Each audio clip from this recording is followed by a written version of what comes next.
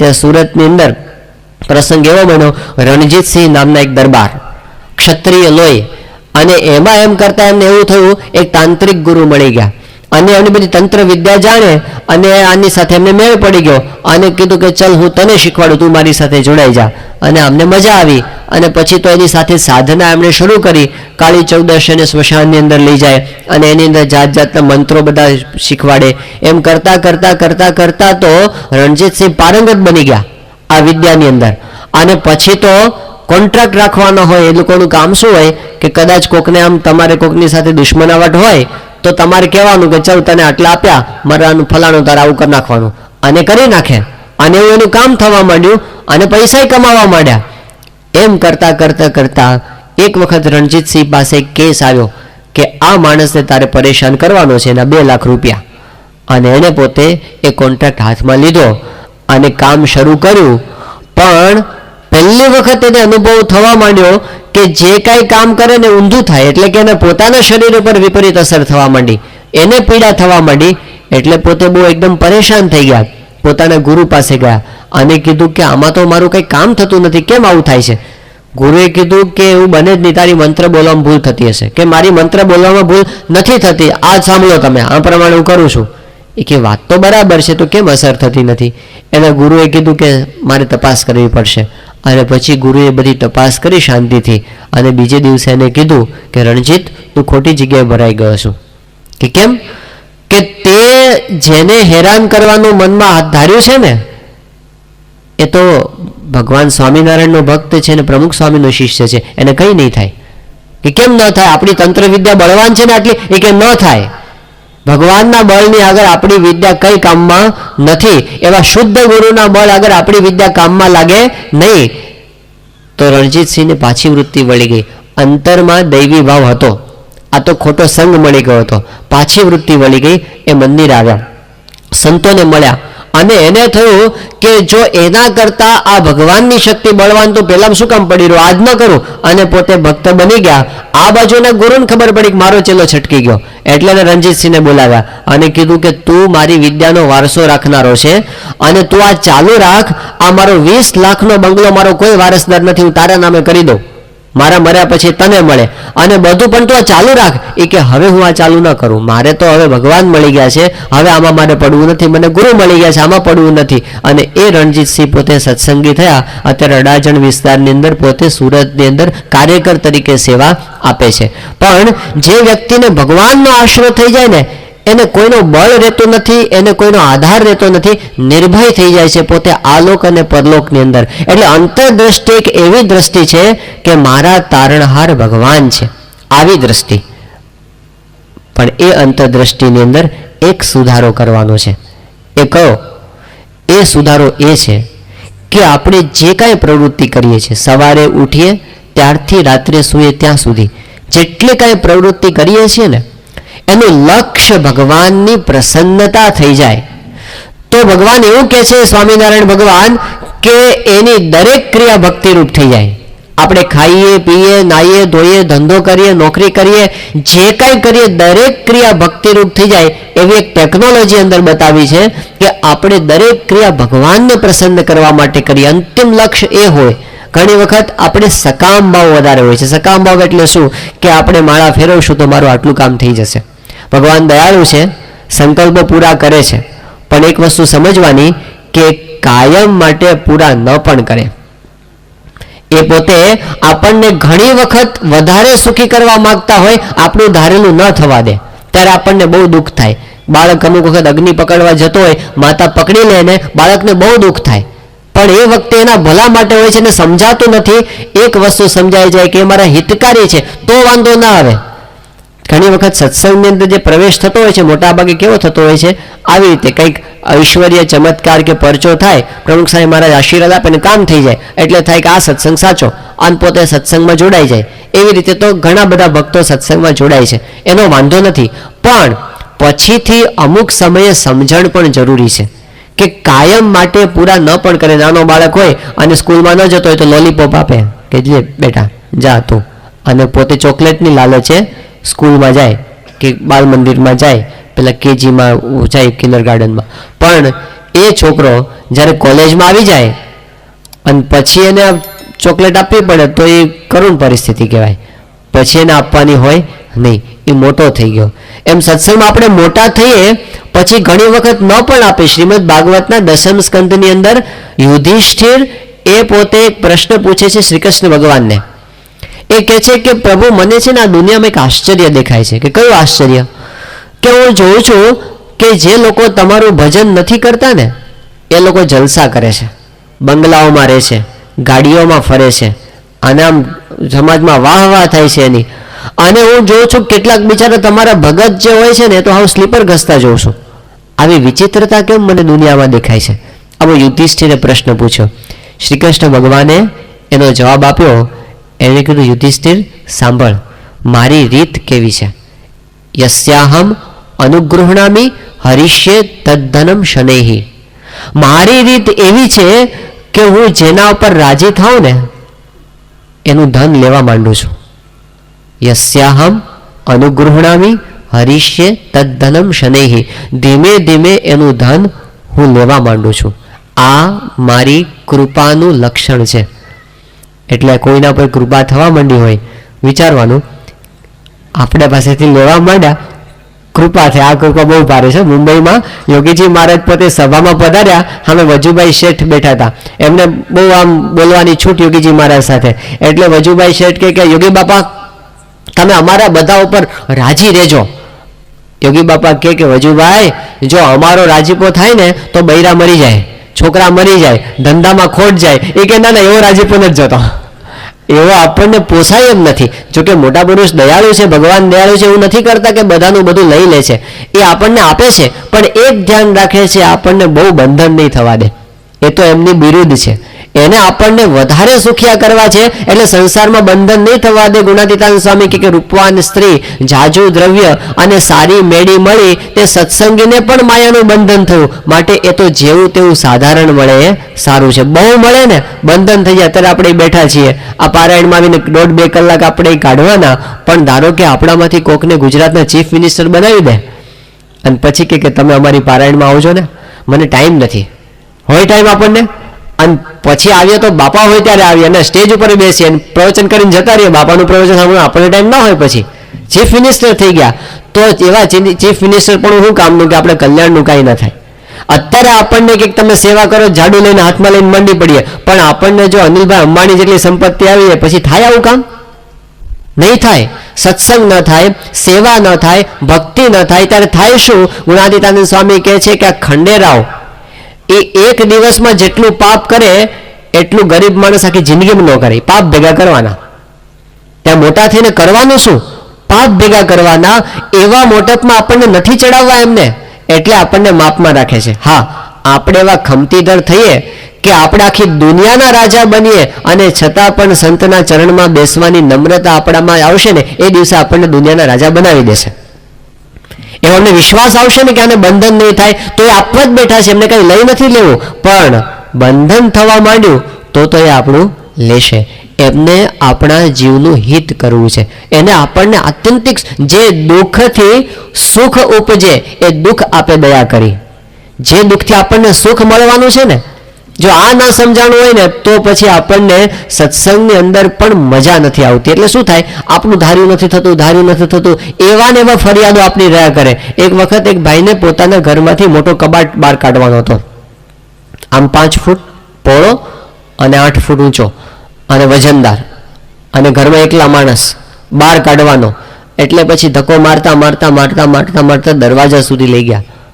પછી તો અડધો કબાટ બહાર નીકળો ને અડધો અંદર હતો. પછી તો ખસે નહીં એટલે થાક્યા. કોકની મદદ ગોતવા માંડ્યા રસ્તા ઉપર જઈને, કોઈ છે ભાઈ?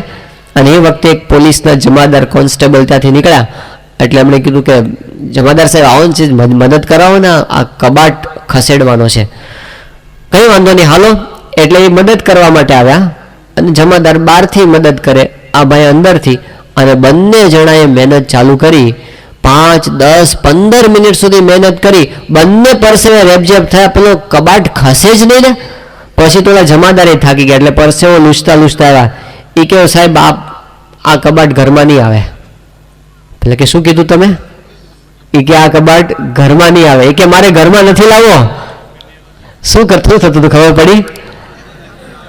એ કહે આખી રાત બે મંડે ને તો એ કબાટ ત્યાંથી ખસવાનો હતો નહીં. એમ આપણે છે ને ભગવાનનું સુખ જોતું નથી અને ભગવાનને જગતનું સુખ આપવું નથી. એટલે છે ને બેને હામહામું પ્રેશર થાય છે. આપણને થાય કેમ સત્સંગના સુખ, એના પ્રવાહમાં ભળી જઈએ. સૂકું પાંદડું વાયુના આધારે અસ્તિત્વને છોડી દે છે. તમારે અમને જે આપવું એ આપજો. એ કહેવામાં આપણે હકીકતમાં બુદ્ધિશાળી છીએ.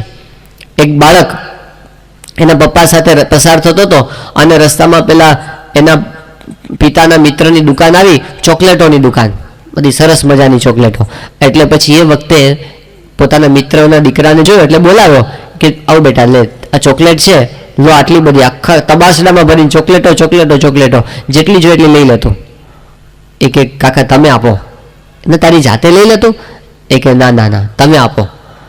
તો કીધું સારું લે હું આપું. એમ કરીને એને ખોબો ભર્યો આમ, અને ખોબો ભર્યો ને પેલા છોકરાએ પોતાનું ખમીસ ધરી દીધું આમ નાખવાની અંદર, લઈ લીધી બધી. પેલા કીધું કે તે તારી જાતે કેમ ન લીધી? એ કે જુઓ કાકા મારા હાથ નાના છે અને તમારા હાથ મોટા છે. હું લઉં ને તો એક મુઠ્ઠી આવે, તમે આપો ને તો ખોબો ભરીને આવે. સમજાણું? આપણને એટલો તો વિશ્વાસ આવે કે આપણા કરતા એમના હાથ મોટા છે. ભગવાનના ને ગુરુના હાથ આપણા કરતા મોટા છે. એટલે આપણે શું કામ મુઠ્ઠી ભરીએ? તમે આપો, જે આપવું એ આપો. હું શું કામ માગીને દુઃખી થાવ કે માગ્યા પછી મારું થોડુંક મગાઈ જાય તો એમને જાજુ આપવું હોય અને આપણે આટલું માગીને ઉભા રહે? એમ નહીં, તમારે જે આપવું એ આપજો. તમારે જે આપવું, મને વિશ્વાસ છે કે તમે મારું હિત કરનાર છો, તમે મારું ખરાબ કરશો નહીં. પ્રાર્થના આવી કરવી, એમના પર છોડતા શીખવું. અને આખો દિવસ કામ પુરુષ પ્રયત્ન કરવાની ના નથી, એ કરવો, પણ રાત પડે ને ત્યારે આપણે ઈષ્ટદેવ આપણા ગુરુના ખોળામાં માથું મૂકીને સૂઈ જવું. આ તમને સોંપ્યું. ફળ આપવું એ તમારા હાથની અંદર છે. નિર્ભયતા. ભગવાન સામે દ્રષ્ટિ એટલે ભગવાન જ આપણા તારણહાર છે. અને ભગવાન સામે દ્રષ્ટિ એટલે જે કરવું એ ભગવાનને રાજી કરવા માટે કરવું. કે હું આટલું કરું તમે મારા માટે આટલું કરો, એ સોદાબાજી છે. આ બધી માનતાઓનું બધું છે ને સોદાબાજી. પેલા સંતો વાત કરે છે કે હનુમાન દાદાને પેલો પ્રાર્થના કરતો હતો એક વણિક, કોઈ વણિક હોય તો માફ કરજો, આ તો વધારે એનું જ કહેવાય છે બધું, જ્યારે લોભની વાત આવે ને ત્યારે. એ હનુમાન દાદા, જો તમે આમ મને રાજી થઈ અને 5 લાખ રૂપિયાની લોટરી લગાડ દો તો હું તમને 1 ડબ્બો તેલ ચડાવું. હનુમાન દાદા બોલ્યા, મૂર્તિમાંથી બોલ્યા, એ કે આ તું મારી સાથે સોદાબાજી કરે છે. હું તને 5 લાખ રૂપિયા આપું, તું મને 1 ડબ્બો તેલ ચડાવે. એના કરતાં હું એક સ્વિમિંગ પુલ બનાવીને તેલનું ટેન્કર ખાલી કરીને ધુબાકા ન મારું. આવી સોદાબાજી કરીને તું મને છેતરવા માટે આવ્યો છે. તો પેલા એક બીબડી હતી, એ કે અબ્દુલ એનો દીકરો બીમાર પડ્યો હતો, એટલે કે એ અલ્લાહ मेरा अब्दुल यदि अच्छा हो जाएगा तो मैं तुमको आप जैसी रोटी खिलाऊंगी. એટલે અબ્દુલ પથારી હું તો સાંભળતો હતો, તાવમાં હૂતો હતો ને. એ કે अम्मा अम्मा तू अल्लाह को कहती है कि यदि मैं अच्छा हो जाऊंगा तो तू उसको आप जैसी रोटी खिलाओगी, इतनी बड़ी तावड़ी कहाँ से लाओगी? तो कि चुप, मैं तो अल्लाह को फौसला रही हूँ. એ ફોસલા એવો છે, આપણા ફોલાવવાના ધંધા છે. આપણે જે વાત કરીએ છીએ ને કે તમે આટલું, એ બધા ભગવાન કૃપાળુ છે અને આપણા સંકલ્પ પૂરા કરે જુદી વસ્તુ છે, બાકી ફોસલા એવા નથી. એના ઉપર તો આપણે સમર્પિત થવાનું છે. સાચો પ્રેમ, સાચી ભક્તિ શું છે કે ભક્તને એમ થાય કે હું ભગવાન માટે શું કરી નાખું, અને ભગવાનને એમ થાય કે હું ભક્ત માટે શું કરી નાખું. આપણે શું કામ માગીએ? આપણે એના થઈ જઈએ, પછી એને બધી આપણી ચિંતા છે, તો ચિંતા કરવાનું એના પર નાખતા શીખવું અને આપણે ચિંતાથી મુક્ત થવું, આ સકામ ભાવથી મુક્ત થવું. શ્રીજી મહારાજે પોતે વચનામૃતમાં વાત કરી છે કે સત્સંગ કરવો તે એવી ઈચ્છાથી ન કરો કે મારે દીકરો નથી તો દીકરો થઈ જાય, કે મને ધંધામાં ખોટ નથી, ખોટ જાય છે તો પૈસા બહુ થઈ જાય, કે પછી મારા શરીરમાંથી રોગ ટળી જાય. મહારાજે કીધું કે આવી ઈચ્છાથી જો સત્સંગ કરે તો એના નિશ્ચયમાં વિઘ્ન આવે, કારણ કે એણે પોતે નક્કી કર્યું છે કે મને આવી જ રીતે જો ભગવાન રાખે તો જ સાચા, નહીતર ખોટા. એક સ્વામિનારાયણ ભગવાન પાસે એક ભાઈ આવ્યા હતા, તે એને એવો સંકલ્પ કરીને આવ્યા કે આ ભગવાન જો સાચા હોય તો હું જ્યારે એમની પાસે પગે લાગવા જાઉં ત્યારે એની ડ્યુટી ઉપર મને રૂપિયો મૂકવા દે. હવે આવા પ્રકારનો સંકલ્પ કરીને બેઠા એ અને આવ્યા છેલ્લે, બધાની સાવ છેલ્લે આવ્યા. મહારાજે ઓલા આમ જોયું શ્રીજી મહારાજે, અને પોતે ગાદી ઉપર હોઈ ગયા અને પોતાનું પેરણ ઊંચું કર્યું કે મુખ ડ્યુટી પર રૂપિયો મૂકાયો. પછી એને કીધું કે તું ડ્યુટી પર રૂપિયો મૂકવા દો તો હું હાચો, નહીં તો ભગવાન મટી જાઉં. આવું કંઈ શાસ્ત્રમાં લખ્યું છે કે ડૂટી ઉપર રૂપિયો મૂકવા દે ભગવાન કહેવાય? પણ આવા સંકલ્પો કરીને બેસે, ભગવાન કૃપાળુ છે, પૂરા કરે, ન કરવા હોય તો નાય કરે. યોગીજી મહારાજ તંતરદાન થયા, એમના પછી એમના સ્થાને ગુરુપદે પ્રમુખ સ્વામી મહારાજ આવ્યા. હવે પ્રસંગ કેવો બન્યો કે વડોદ નડિયાદની બાજુના ગામના એક હરિભક્ત, આપણા બહુ જૂના દત્તરામ બારોટ, શાસ્ત્રીજી મહારાજના વખતના, એ દત્તરામ બારોટના દીકરીના દીકરા, એમના દૌહિત્ર, એટલે એ પોતે પ્રમુખ સ્વામી મહારાજની સાથે બાળપણથી રમતા હતા અને એમની સાથે સારી એવી મિત્રતા એમને હતી પહેલેથી. તો બન્યું એવું કે યોગીજી મહારાજ ધામમાં ગયા પછી પ્રમુખ સ્વામી મહારાજ જ્યારે ગાદી પર આવ્યા એ વખતે આમને પોતાને મનમાં શંકા થઈ. એમને થયું કે આ તો શાંતિલાલ તો આપણી હારે જ ફરતા હતા અને આપણે મિત્ર હતા, એ ગુરુ થઈ ગયા અને આપણે તો એમ કહીએ છીએ કે એમાં ભગવાન રહ્યા છે, એ બધું તો કેવી રીતે મને મનાય? આ તો અમે ભેગા રમતા હતા ને એ બધા. એટલે મનમાં શંકા કુશંકા બહુ રહ્યા કરે. હવે એકવાર સ્વામીશ્રી પોતે એક વિચરણમાં હતા ને એ વખતે દર્શન કરવા માટે ગયા હતા આ હરિભક્ત, એટલે એમણે સ્વામીશ્રીની સાથે જ બધા જમવા બેસતા હરિભક્તો સામે. એમણે સંકલ્પ એવો કર્યો કે પ્રમુખ સ્વામી પોતે આ જમવા માટે બેઠા છે તો એના થાળની અંદર લાડુ હતા, તો એમણે કીધું કે સ્વામીશ્રી મને આ પ્રસાદી આપે. અને સામે જે બેઠા હતા હરિભક્તો 40-50 બેઠા હતા, એમણે એવું નક્કી કર્યું કે મને એકલાને આપે ને બીજા કોઈને ન આપે તો હું એમ માનું કે આ ભગવાનનું સ્વરૂપ છે ને, તો એની અંદર ભગવાન રહ્યા છે ને, તો અંતર્યામી છે, બાકી બધું ખોટું. આવું નક્કી કરીને બેઠા. હવે સ્વામીશ્રીનું ભોજન પૂરું થઈ ગયું, સ્વામી એની સામું ન જોયું એટલે આમને તો એકદમ ધબકારા વધી ગયા કે પતી ગઈ વાત, ખેલ ખલાસ, હવે કાંઈ નથી. અને થાળ જતો હતો ને એ વખતે છેલ્લે સ્વામીએ રોક્યો કે ઊભા રહો, બોલાવ્યા, આવો. અને મેં બોલાવી અને સ્વામીએ એને પ્રસાદીનો આપ્યો લાડુ. અને પછી સ્વામી બોલ્યા, સ્વામી કે એવો સંકલ્પ શું કામ કર્યો કે મને એકલાને પ્રસાદી મળે? એવો ન કરી આ બધાને મળે. એટલે પેલા એકદમ હાથ જોડી ગયા. એમણે કીધું કે સ્વામી માફ કરજો, મેં આવી શંકા કરી. સ્વામી કે જુઓ, આ સંકલ્પ ભગવાને કૃપા કરીને પૂરો કર્યો, પણ ધારો કે પૂરો ન કર્યો હોત તો તમને ખોટ હતી કે અમને ખોટ હતી? એ કે સ્વામી ખોટ તો મને હતી. સ્વામી કે બસ હવે આવા સંકલ્પો કોઈ દિવસ કરવા નહીં. શાસ્ત્રીજી મહારાજ અને યોગીજી મહારાજના વચનમાં વિશ્વાસ રાખવો કે મોટા સંત બોલી ગયા છે, સાચું છે, વિશ્વાસ રાખવો, એવી રીતે નિશ્ચય થાય છે. આવી રીતે તર્કથી નિશ્ચય નથી થતો. અને એમને વાત બેઠી. તો કહેવાનો મતલબ એ છે કે આપણા સંકલ્પોને એક બાજુ મૂકીને ભગવાન અને સંત જે સાચા છે એમના રાજી પાસે બીજું મારે કાંઈ જોતું નથી. કોઈ સંકલ્પ નહીં, તમે રાજી થાવ એ જ મારો એક સારો. ભક્તિ શું કામ કરવાની? માળા શું કામ કરવાની? તમે રાજી થાવ એટલા માટે. કે પ્રાર્થના શું કામ કરવાની? તમે રાજી થાવ એટલા માટે. દંડવત શું કામ કરવાના? તમે રાજીપામાં બધું આવી જશે. એ રાજી થશે ને તો રંકને રાજા બનાવી દેશે. એ રાજી થાય છે તો પ્રારબ્ધના દુઃખને ટાળી નાખે છે. એ રાજી થશે તો આપણા પૂર્વના ભૂંડા સંસ્કારને પણ ટાળી નાખે. બધું એમને આવડે છે, પણ આપણે આપણા માથે લઈને ફરવું નહીં. એ ભક્તની નિશાની છે. એટલે ભગવાન સામે દ્રષ્ટિ એટલે ભગવાનના રાજીપા સામુ દ્રષ્ટિ. એ આપણને આપણા શાસ્ત્રોએ સમજાવ્યું. તો એ દ્રષ્ટિ હોય તો આપણી દરેક ક્રિયા ભક્તિરૂપ થઈ જાય છે. પછી આપણે જમતા હોઈએ તો પણ એમ જ વિચારવાનું, હું જમું છું એ ભગવાનને રાજી કરવા માટે. આપણે નોકરી કરતા હોય તો એમ વિચારવાનું, નોકરી કરું છું એ ભગવાનને રાજી કરવા માટે કરું છું. તો એ બધી ક્રિયા ભક્તિરૂપ થઈ જાય છે. આ ભગવાન સામે દ્રષ્ટિની વાત કરી. હવે પછી બીજી દ્રષ્ટિ આવે છે ગુરુ સામેની દ્રષ્ટિ. પ્રથમના 67માં વચનામૃતની અંદર સ્વામિનારાયણ ભગવાને અંતરદ્રષ્ટિની આ એક બીજી રીત બતાવી છે. એમાં એમણે એવું કીધું છે કે કોઈક એક સત્પુરુષ એવા હોય કે જેને આ સંસારના સુખમાં કોઈ પ્રીતિ ન હોય અને ભગવાનમાં જ એની લગ્ની લાગેલી હોય, એવા સંતના, એવા સત્પુરુષના જે દિવ્ય ગુણો છે એ આપણા જીવનમાં કેવી રીતે આવે? એનો જવાબ એમને આપ્યો કે આપણા જીવનમાં પણ એવા ઉત્કૃષ્ટ ગુણો આવે. ક્યારે? એમણે કીધું કે ઉત્કૃષ્ટ ગુણો ત્યારે આવે કે જ્યારે આપણે સત્પુરુષના ગુણોને યાદ કરીએ અને આપણી ખામીને જોઈએ કે એ કેટલા બધા નિર્માની છે, હું કેટલો બધો અહંકારી છું, એ પોતે કેટલા બધા ભક્તિવાળા છે ને હું કેટલો અંધશ્રદ્ધાળુ કે હું કેટલો બધો નાસ્તિક છું. કે એ કેટલા બધા સેવાભાવી છે અને હું કેટલો આળસુ છું, કે એ પોતે કેટલા બધા સહનશીલ છે અને હું કેટલો અસહિષ્ણુ છું, એ કેટલા ધીરજવાળા છે અને હું કેટલો અધીર છું. આવી રીતે ગુરુના ગુણને જોયા કરે તો ગુરુના ગુણે આપણી અંદર આવવા માંડે છે. આને આધ્યાત્મિક ટેકનોલોજી કીધી છે. આ સ્પિરિચ્યુઅલ પાથમાં થાય છે. લૌકિક માર્ગમાં એવું નથી. તમે સચિન તેંડુલકર બહુ સારો બેટ્સમેન છે એવું તમે 1,00,000 વખત બોલો તો તમે બેટ્સમેન બની ના જાઓ. સંસારમાં એવું નથી થતું.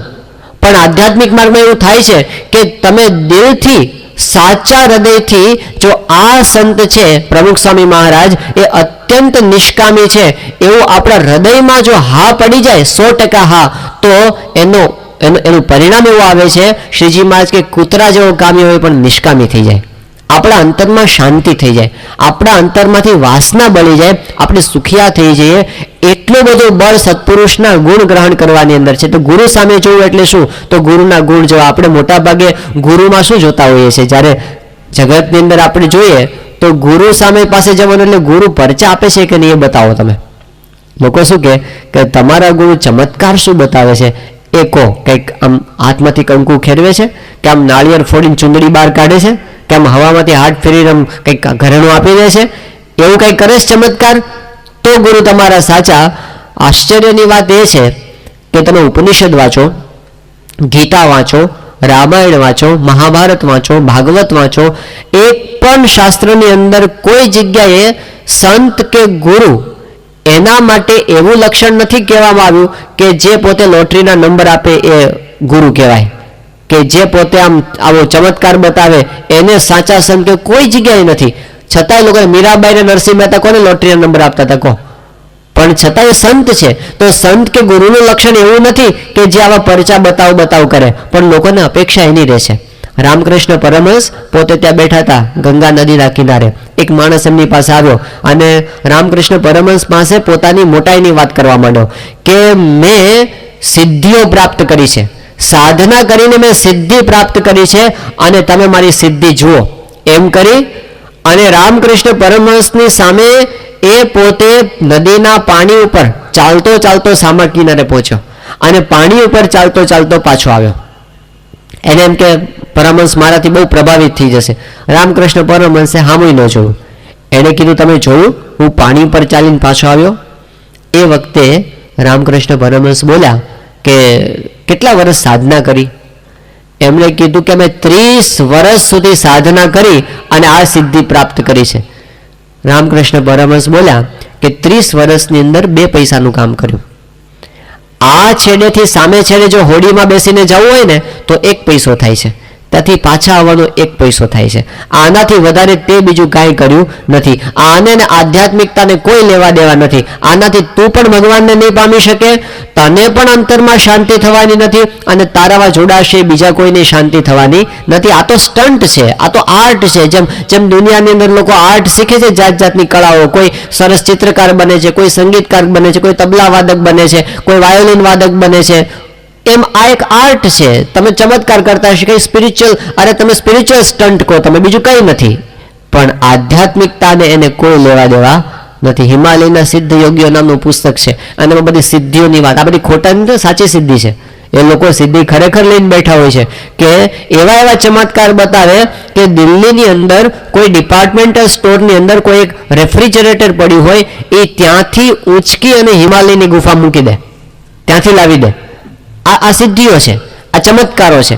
પણ કન્ક્લુઝન તો એમાં એ આવે છે જે કોઈ ભગવાનના માર્ગે ચાલે એ બધા કહે છે કે આવી સિદ્ધિ કે આવા ચમત્કાર એની આધ્યાત્મિક માર્ગમાં કોઈ કિંમત નથી. લોકો એનો ઉપયોગ કરતા હોય છે. એક લેખકે પોતાનો અનુભવ લખ્યો છે કે એક વખત મારે બોટાદથી ભાવનગર જવાનું હતું અને એ વખતે રેલવે સ્ટેશન પર ટિકિટ બારીની લાઈનમાં હું ઊભો હતો.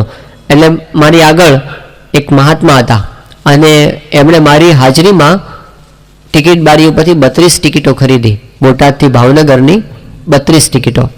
એના પછી મારો વારો હતો એટલે ટિકિટ લઈને અમે બેઠા ડબ્બામાં. જોગાનું જોગ એવું થયું કે એક જ કમ્પાર્ટમેન્ટમાં એ પણ મારી સામે જ બેઠા હતા અને એમણે તો 32 ટિકિટ ખરીદી. મને એમ કે આખો સંઘ હશે પણ કોઈ હતા જ નહીં, એકલા જ હતા મહાત્મા. ભાવનગર સુધી બીજું કોઈ અંદર ચડ્યું નહીં. મને એમ કે હશે, કોણ હશે ખબર નહીં, કેમ એટલી બધી ટિકિટ લીધી હશે. ભાવનગર સ્ટેશને ઉતર્યા અને અમે પ્લેટફોર્મમાંથી બહાર નીકળતા હતા. પેલો ટીસી બધાની ટિકિટ ચેક કરતો હતો. અને એ વખતે આ મહાત્મા આવ્યા અને પહેલાં એ કીધું કે ટિકિટ, એટલે हमने कैफ में कीधु हम तो फकीर है, टिकट बिकट में हम कुछ नहीं जानते. એટલે પહેલાં એ મહાત્માને કીધું કે જો ભાઈ શાંતિથી ટિકિટ હોય તો આપો, નહીં તો મારે પગલાં લેવા પડશે. પહેલો કે हमारे पास टिकट बिकट कुछ नहीं है, नहीं देना चाहते. આમ કરીને એમાં તડ ને ફડ કર્યું ત્યાં તો આજુબાજુમાં તો ટોળું ભેગું થયું, 50, 100, 150 માણસો ભેગા થઈ ગયા. અને આજુબાજુ ઘણા બધા માણસો ભેગા થયા ને એ વખતે પેલા મહાત્માએ હવામાં હાથ ઊંચા કર્યા, એટલે હાથ તો ખાલી જ હતા. મહાત્માએ કીધું બચ્ચા क्या तेरे को टिकट चाहिए, ले ये टिकट. અને 32 ટિકિટનો ઢગલો. તો ટીસી હાથ જોડી દીધા કે આ તો બહુ મોટા ચમત્કારી મહાત્મા લાગે છે. બીજા પગે લાગ્યા અને એમની ભક્તિ ચાલુ થઈ ગઈ. આ બધાનો પ્રસંગ પેલા લેખકે પોતાના અનુભવનો કીધો છે. તો આવા સ્ટન્ટ પણ થતા હોય છે. એક બાર બહુ પ્રસિદ્ધ મહાત્મા એ ત્યાં મુંબઈ પહોંચ્યા અને એમના શિષ્ય હતા, ફિલ્મના એક્ટર હતા, એના ઘરે એનો ઉતારો હતો. અને બન્યું એવું કે બધા પગે લાગવા માટે આવતા હોય, એના મિત્રો બધા બેઠા હતા ત્યાં. પેલા એક્ટરના બેન આવ્યા અને પગે લાગ્યા. અને એ વખતે પેલા બાબા હતા ને જે, એને હવામાં હાથ ફેર્યો, એક વીંટી આવી ગઈ, સાચી વીંટી સોનાની. લે બચ્ચા લે લે. બધા તો આશ્ચર્યમાં પડી ગયા, બાબાજીને ક્યાં ચમત્કાર દિખાયા, હવા में हाथ घुमायो, अंगूठी निकाल कर दे दी. એ વખતે પેલી બાઈ હતી એમણે પોતે ઓટોગ્રાફ બુક કાઢી અને આપી કે બાબાજી આપકે હસ્તાક્ષર દીજીએ इसमें. એટલે એમણે લીધા પેલી ઓટોગ્રાફ બુક. હવે પેન એમની પાસે હતી નહીં, એટલે એમણે બીજા પાસે માગ્યું કોઈ પેન હોય તો આપો, તો મારે સહી કરવી છે. પેલી બાઈ કહે કે બાબાજી વીંટી નિકાલી, પેન નહીં નિકાલોગે. આ સિલેબસ બહારનો ક્વેશ્ચન તમારે ક્યાંક કોલેજમાં આવી જાય ને, તમારે જે કોર્સમાં ન હોય ને આવી જાય તો કેવું થાય, ન નીકળી. તો કેટલાક તો આવા સ્ટન્ટ જ હોય છે, એની પણ વાત નથી. કેટલાક સાચા ચમત્કાર હોય છે, એની પણ વાત નથી. ચમત્કાર એ ગુરુમાં જોવાના હોતા નથી, એમની સ્થિતિ, એમની સાધુતા એમના વર્તન પરથી જોવાની હોય છે. એ કઈ રીતે વર્તે છે, એમના જીવનમાં ગુણો કેવા છે. બાકી પરચા પરચીનું લાંબુ ના હાલે. એટલે હંમેશા ભગવાન સ્વામિનારાયણે આ વાત શીખવાડી, એમની ગુરુ પરંપરાએ આ વાત શીખવાડી કે કોઈ દિવસ પરચામાં અંજાશો નહીં. પરચા બને છે ખરા, એની કિંમત નથી. પ્રમુખ સાહેબ મહારાજ ત્યાં લંડનમાં બિરાજમાન હતા અને 1985ની સાલમાં સુવર્ણ તુલા મહોત્સવ રાખવામાં આવ્યો હતો. બધા ભક્તોને બહુ જ ઉમંગ હતો અને ઘણા બધા મહિનાઓથી એમણે આ તૈયારી કરી હતી બધી કે આપણે સુવર્ણ તુલા કરવી છે સ્વામીશ્રીની. અને બહુ સરસ આયોજન થયું હતું. ત્યાં QPR સ્ટેડિયમની અંદર ખુલ્લામાં આખો સમારંભ રાખવામાં આવ્યો હતો રાતના સમયે, સાંજના સમયે. હવે બન્યું એવું કે ત્યાંના હવામાન મથકોએ એવી જાહેરાત કરી કે આ દિવસે ધોધમાર વરસાદ પડવાનો છે આખા લંડનમાં. એટલે બધા એકદમ મૂંઝાયા અને આયોજકો બધા સ્વામી પાસે ગયા. હવે ત્યાંના હવામાન મથકો ઘણી વખત 95-98% સુધી સાચા પડે છે. એટલે એમને સ્વામીને કીધું કે સ્વામી આ તો આવી આગાહી છે, વરસાદ ધોધમાર પડવાની છે અને એ જ દિવસે આપણું આયોજન કર્યું છે બધું, અને આપણી તો મહિનાઓની તૈયારી છે, આપ આશીર્વાદ આપો કે કંઈ ન થાય. તો સ્વામી કહે કે અમે ભગવાનને પ્રાર્થના કરીએ છીએ, કંઈ નહીં થાય, તમે મૂંઝાશો નહીં, કંઈ વાંધો નહીં આવે. અને બન્યું એવું કે એ દિવસે ધોધમાર વરસાદ પડ્યો, આખા લંડનમાં પડ્યો. પણ જેટલામાં ઉત્સવ પડ્યો હતો ને એટલામાં જ બધાને અનુભવ થયો. જેટલા લોકો સત્સંગી હતા અને બિન સત્સંગી હતા ને જેટલા, હવે બધાને અનુભવ થયો કે આ રીતસરનો ચમત્કાર છે કે તમે બહાર નીકળો ને ચારે બાજુ વરસાદ છે ને અંદર વરસાદનું ટીપું નથી. એટલે બધાને થયું કે ના, તો બહુ જબરજસ્ત ઐશ્વર્ય બતાવ્યું. પછી ઉત્સવ આખો પૂરો થયો અને સ્વામીશ્રી પોતે દેશમાં આવ્યા. મુંબઈમાં સ્વાગત સભા હતી અને એ વખતે એક સંત આખા સમયની બધી વાત કરતા હતા, રિપોર્ટિંગ કરતા હતા જાહેર હરિભક્તોની સભાની અંદર. અને એમાં એમણે આ વાત કરી કે આ વખતે તો સ્વામીશ્રીએ બહુ જ ચમત્કાર બતાવ્યો, બહુ મોટું ઐશ્વર્ય બતાવ્યું કે એમણે એવો ઐશ્વર્ય બતાવ્યો આખા લંડનમાં વરસાદ ને QPR સ્ટેડિયમમાં વરસાદ નહીં. એમની આ વાત ચાલતી હતી એટલે સ્વામીશ્રી એ વખતે બેઠા હતા સભામાં. સ્વામી કે તમે પેલા બીજા પરચાની વાત તો કરતા નથી. એટલે બધાને તો કે સ્વામી બીજો પરચો કયો કહેવા માંગે છે? સ્વામી કે દેશમાં વરસાદ નહોતો પડતો અને હરિભક્તોના બધાના કાગળ આવતા હતા કે દેશમાં વરસાદ નથી, વરસાદ નથી, વરસાદ નથી. અને આપણે ત્યાં બહુ પ્રાર્થના કરતા હતા, ધૂન કરતા હતા કે દેશમાં વરસાદ પડે, વરસાદ પડે, વરસાદ પડે. અને આટલી બધી આપણે પ્રાર્થના કરી અને તો પણ દેશમાં વરસાદ પડ્યો નહીં, એ પરચાની વાત તો નથી કરતા તમે. એટલે એમણે શું કર્યું, પેલાને ઉપર પાણી ફેરવી દીધું કે આનાથી કોઈ મહત્તા માનશો નહીં. ત્યાં સુરતની અંદર સ્વામીશ્રી બિરાજમાન હતા અને એ વખતે આપણું ફારિસની અંદર એક દેશ છે ફિજી નામનો, નાનો સરખો દેશ છે. એ ફિજીની અંદર એક હરિભક્ત રહે છે નોંધણા નામ. હવે એમના ઘરની અંદર કેવો ચમત્કાર થતો હતો કે પેલી ઘરમાં પેલી મૂર્તિ હોય ને ગુરુ પરંપરાની, એમાં પ્રમુખ સ્વામી મહારાજની મૂર્તિમાંથી બધું કંકુ નીકળે. અને કંકુ એટલે આમ થોડું ઘણું નહીં, પણ 2-4 દિવસ થાય ત્યાં તો ઢગલો થઈ જાય કંકુ, અને એમ રીતસર આમ પડતું દેખાય. એટલે એણે બધા વિડીયો પાડી હતી, એના ફોટોગ્રાફ્સ પાડ્યા હતા એના ઘરની અંદર, આવું બધું જે ચમત્કાર થતો હતો ને એના. અને એ ફોટોગ્રાફ્સ એને વિવેક સાગર સ્વામી ઉપર મોકલ્યા હતા. એટલે વિવેક સાગર સ્વામીએ પ્રમુખ સ્વામી મહારાજ પાસે આ બધી વાત કરી. સ્વામીશ્રી ભોજન કરતા હતા એ વખતે કે સ્વામી આવી રીતે ત્યાં ફિજીમાં પરચો થાય છે કે તમારી મૂર્તિમાંથી કંકુ નીકળે છે, અને એ બધું આટલો બધો આ ફોટા છે એના બધા, આ વિડીયો છે એની. એટલે આવી બધી વાતો પોતે કરતા ને સ્વામી કંઈ રિસ્પોન્સ નહોતા આપતા. તો વિવેક સાગર સ્વામી પછી વાત કરી એ કે બાપા આપણે છે ને એક પરચાનું પુસ્તક લખીએ, એક ચોપડી બહાર પાડીએ પરચાઓની. એમને પછી બધા પરચાઓ ગણાવે બધા કે કેવા કેવા પરચા સ્વામી બતાવે કે ત્યાં બહારીની અંદર પેલા રાજીવ સાહની કરીને એક નવા જ ભક્ત છે, નવા સત્સંગમાં આવે, પણ એના ઘરની અંદર પ્રમુખ સ્વામીની મૂર્તિમાંથી મધ પડે છે, મધ. એટલે કીધું કે એ ત્યાંનો પરચો છે. ઓલું કરચેલિયાની અંદર તો પાણી પડતું હતું એનો પરચો છે. પછી બીજા બધા પરચાને યાદ કરાવ્યા કે સ્વામીશ્રીએ આમ 2 સ્વરૂપે દર્શન આપ્યા હોય, એવા પ્રસંગો છે. વિવેક સાગર સ્વામી પેલો પ્રસંગ છે કે 1985ની સાલમાં ત્યાં વડોદરાની અંદર એક હરિભક્ત છે ગોરધનભાઈ, દેવગઢ બારિયા મૂળ એમનું ગામ, અને એ ગોરધનભાઈને ઓપરેશન કરાવવું હશે, કાંઈ બહુ બીમાર હતા, હોસ્પિટલમાં દાખલ કર્યા હતા એમને, સિવિલ હોસ્પિટલમાં વડોદરાની અંદર. અને બહુ ગંભીર પરિસ્થિતિ હતી એમની, અને બધાને એવું લાગતું હતું કે ગોરધનભાઈ નહીં બચી શકે. હવે એ દરમિયાન એમના જે બેન હતા એમને બહુ જ સંકલ્પ હતો કે સ્વામી બાપા જો દેશમાં હોત તો અવશ્ય અહીં આશીર્વાદ આપવા માટે આવત, અને એવા નિષ્ઠાવાળા ભક્ત હતા. તો બન્યું એવું કે એક દિવસ સાંજને સમયે ત્યાં આગળ પ્રમુખ સ્વામી મહારાજ એ પોતે પધાર્યા, સાથે વિવેક સાગર સ્વામીને બધા સેવક સંતોને બધા જ હતા. અને ત્યાં એમના રૂમની અંદર આવ્યા, આશીર્વાદ આપ્યા, અને પછી પ્રાર્થના કરી સ્વામી કે સારું થઈ જશે, તમે ચિંતા ન કરતા. અને પછી બહાર નીકળતા પેલો જનરલ વોર્ડ આવે, તો એમાં પણ કેટલાક તો પ્રમુખ સ્વામી આવ્યા, પ્રમુખ સાહેબ બધાને થઈ જાય. એટલે એમને કીધું બાપા આશીર્વાદ આપો. એટલે સ્વામી એ બધાને આશીર્વાદ આપતા આપતા ત્યાંથી પછી નીકળ્યા. હવે બીજે દિવસે અમને તબિયતમાં એકદમ સુધારો થવા માંડ્યો. એટલે એ વખતે ડૉક્ટરે પણ વાત કરી તમને ઘણું સારું દેખાય છે.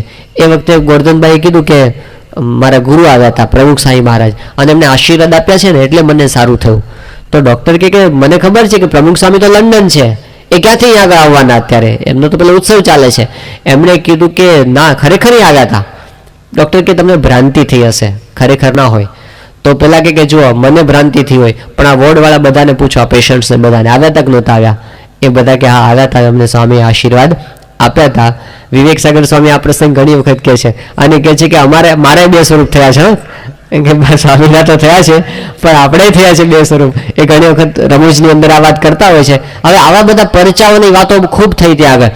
અને પછી કીધું સ્વામી આપણે છે ને એક પરચાની ચોપડી બહાર પાડીએ, એવું સ્વામીને કીધું. તો સ્વામી કે આપણો એ સિદ્ધાંત નથી, પરચાથી કોઈ મહત્તા નથી. સ્વામી કે આપણે સાધુતાની વાત કરવી, આપણે નિયમ ધર્મની વાત કરવી, આપણે ભગવાનની ભક્તિની વાત કરવી, પણ પરચા પરચીનો સત્સંગ આપણે કરવા માંગતા નથી. યોગીજી મહારાજ મુંબઈમાં બિરાજમાન હતા, અને એ વખતે અમેરિકાની અંદર જ્હોન કેનેડીનું મૃત્યુ થયું, એનું ખૂન થયું હતું. હવે આખી દુનિયામાં આ વાત પ્રસિદ્ધ થઈ ગઈ હતી, રેડિયો દ્વારા, ટીવી દ્વારા અને છાપાઓ દ્વારા.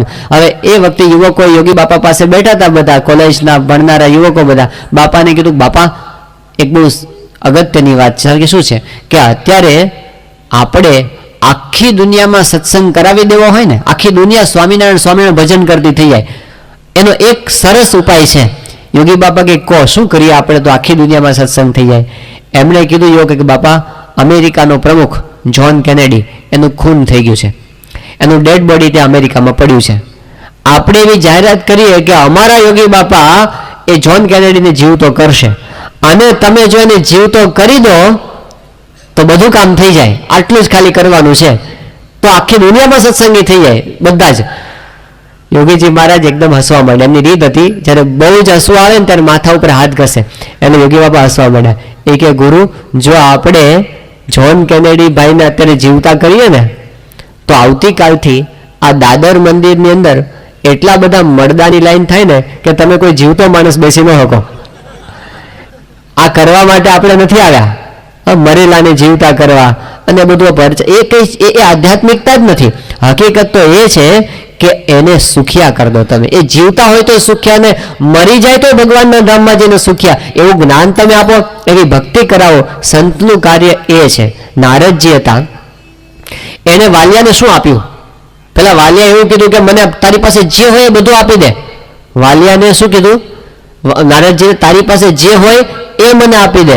તો નારદજી પોતે કહે કે તું પહેલી વખત મારી પાસે એવો માણસ આવ્યો કે જેને મને એવું કીધું તારી પાસે જે હોય આપ. લોકો મને એમ કહે છે કે મને તમે લોકસભાની ચૂંટણીની ટિકિટ અપાવી દો, કોઈ કેમ કહે છે કે મને દીકરો આપી દો, કોઈ કેમ કહે છે કે મને નોકરી અપાવી દો, પણ તે એમ કીધું પહેલી વાર કે મારી પાસે જે હોય તને આપું, મારી પાસે ભગવાન છે, હું તને આપીશ. અને નારદજી એને આપ્યા.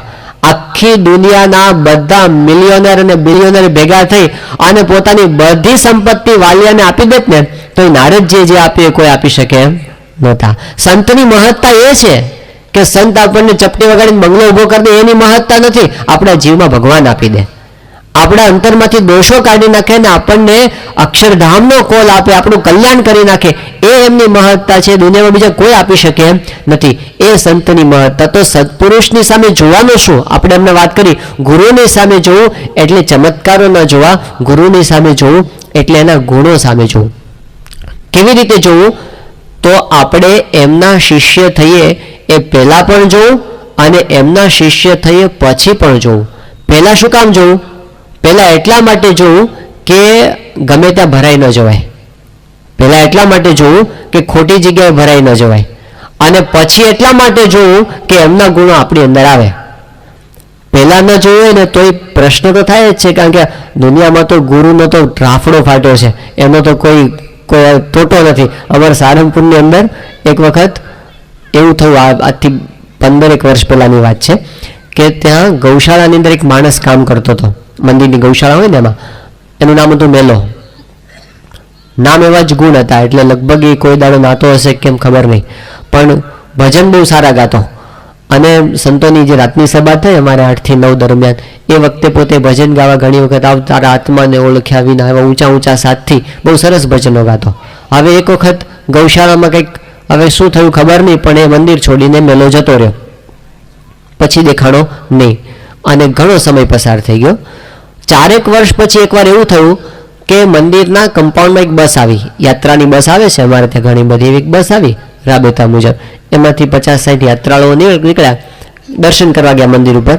અને પછી એમાંથી એક મહાત્મા પણ હતા, અલ્ફી પહેરી હતી, લાંબી દાઢી હતી, માથે જટા હતી અને ગળામાં મોટી એમ માળા હતી પેલી રુદ્રાક્ષની. અને ત્યાં ઓફિસ આગળ આવ્યા અને ઓફિસમાં ત્યાં અમારી ઉતારા ઓફિસ પાસે જે સારંગપુર મંદિરના એક સંત છે ઘનશ્યામ પ્રકાશ સ્વામી, એ બગીચો સંભાળે છે ત્યાંનો, એ બેઠા હતા.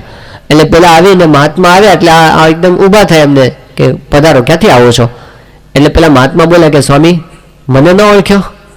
એ કે ના, કે ઓળખાણ ન પડી. લો સ્વામી હું મેલો. તારી આ શું છે બધું?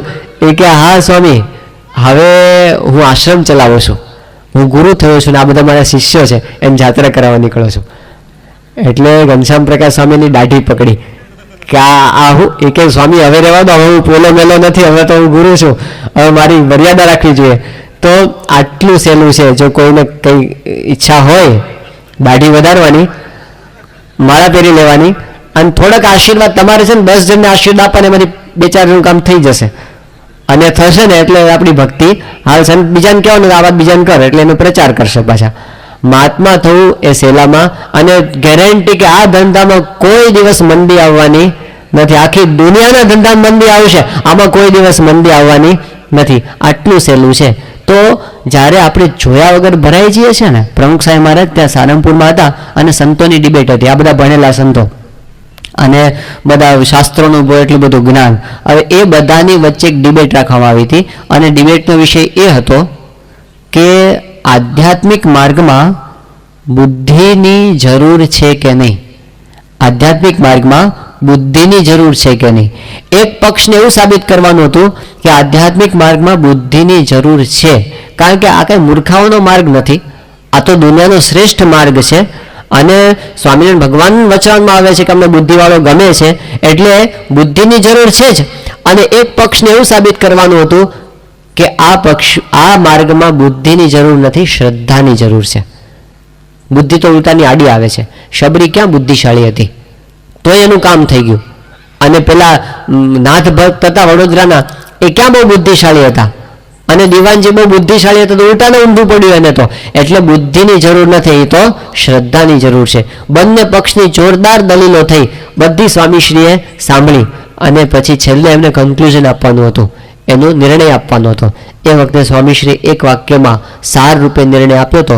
એમણે કીધું હતું, એક જ વાત છે કે જ્યાં સુધી આપણને સાચા ગુરુ ન મળે ત્યાં સુધી બુદ્ધિનો ઉપયોગ કરવાનો, અને એકવાર ગુરુ મળી જાય પછી બુદ્ધિનો ઉપયોગ નહીં કરવાનો, પછી ગુરુ કેમ કરવાનો. પહેલા એટલા માટે બુદ્ધિનો ઉપયોગ કરવાનો કારણ કે ગમે ત્યાં ફસાઈ ન જઈએ, એ પણ જોવાનું. ભગવાને બુદ્ધિ આપી છે તો કે જડ બુદ્ધિ જીવ પ્રભુ પદને ઈચ્છે તો કર સંતનું પારખું. રંગ પીતપણે સોનું ને પિત્તળ નવ હોય એક સરખું. કે સોનું ને પિત્તળ બધું પીળા રંગનું, એટલે પીળા રંગને બધું સોનું એવું હોતું નથી, પણ એના લક્ષણ ઓળખવા પડે. એવી રીતે આપણે સંત પાસે પહેલા એટલા માટે જોવાનું એમના લક્ષણો, એમના સદગુણો બધા, કારણ કે આપણને ખબર પડે સાચા છે ખોટા છે, એટલે જોવાનું. અને પછી એટલા માટે જોવાનું, પછી કસોટી કરવાની, પણ પછી આપણે જે જોઈએ છીએ એ એમને જોઈને આપણી અંદર પણ ગુણો લાવવાના. કે જેને મળવે માજનું કલ્યાણ રે તેને જોવા ઘડીએ થોડી વાર એની સામે જોવું. અને શિલ્પી જેમ હોય એ મોડેલ રાખે, અને મોડેલ જોઈને ટાંકણું મારે કે આના જેટલું નાક આનું થવું જોઈએ, આના જેવો કાન આનો થવો જોઈએ. મોડેલને સામે રાખીને જેમ ટાંકણાથી ઘડે છે એમ આપણે આપણી જાતનું ઘડતર ગુરુને સામે રાખીને કરવાનું છે. તો એ ગુરુ સામેની દ્રષ્ટિ એટલે ગુરુના ગુણો સામેની દ્રષ્ટિ, કે એમની અંદર સદગુણો જોવાના, એ કેવા પ્યોર છે. પ્રમુખ સ્વામી મહારાજ સામે આપણે જોતા હોઈએ તો એવું નહીં જોવાનું કે કેવા પરચા બતાવે છે, એવું નહીં જોવાનું, પણ જોવાનું એ કે એમના જીવનમાં પ્યોરિટી કેટલી છે, એ કેટલા શુદ્ધ સંત છે. સ્વામીશ્રી પોતે ત્યાં અમદાવાદની અંદર બિરાજમાન હતા, અને એ વખતે ત્યાં આગળ વ્યક્તિગત દર્શનની અંદર બધા હરિભક્તો મળવા માટે આવતા હોય, એમાં એક અજાણ્યા ભાઈ આવ્યા અને આવીને સ્વામીને પગે લાગ્યા અને કીધું કે સ્વામી, હું અમદાવાદ અને મુંબઈની વચ્ચે ટીસી તરીકેની નોકરી કરું છું, અને હું આપની પાસે કંઠી પહેરવા માટે આવ્યો છું, આપને મારે ગુરુ બનાવવા છે. એટલે સ્વામીશ્રીને વર્તમાન ધરાવ્યા, કંઠી પહેરાવી. એ વખતે પેલા ભાઈ બોલાય કે સ્વામી, હું આપની પાસે કેમ આવ્યો આપનો શિષ્ય થવા માટે, તો એની એક વાત છે મારે તમને કહેવી છે. એમ કરીને એને પોતે વાત શરૂ કરી કે મારે રોજ આ ટ્રેનમાં ટ્રાવેલિંગ કરવાનું હોય, તો કેટલાક લોકો એવા હોય કે જે અપડાઉન કરનારા હોય, એ રોજ અમારી સાથે રોજ ભેગા થતા હોય, અમે એને ઓળખતા હોય, એમને ઓળખતા હોય. એકવાર એવું થયું, એક કમ્પાર્ટમેન્ટની અંદર આવા બધા અપડાઉન કરવાવાળા બધા ભેગા થયા હતા. હું તો ઊભો હતો, અને એ લોકો બધા ટાઈમ પાસ કરતા હતા, અને બધા ગપ્પા જાતની વાતો ચાલતી હતી. એમાં એક વિષય એવો નીકળ્યો કે આજના બધા ધર્મગુરુઓ કેવા છે એની વાતો નીકળતી હતી બધી.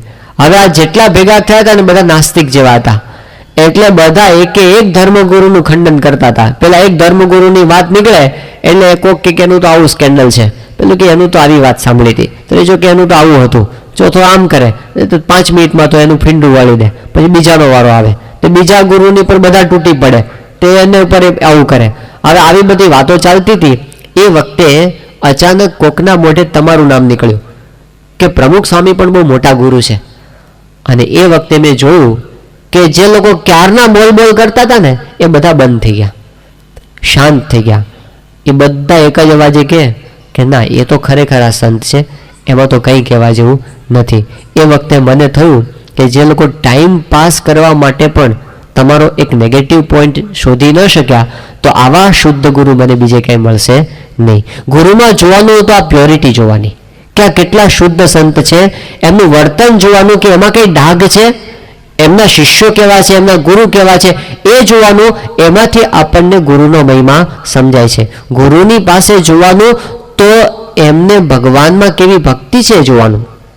એમને પોતાને ભગવાનમાં ભક્તિ હોય તો આપણી અંદર દ્રઢ કરાવે, તો એમને કેટલું છે કે કે રાત દિવસ એમને જે ભગવાનનું અખંડ ભજન રહ્યા કરે છે, સ્મરણ રહ્યા કરે છે.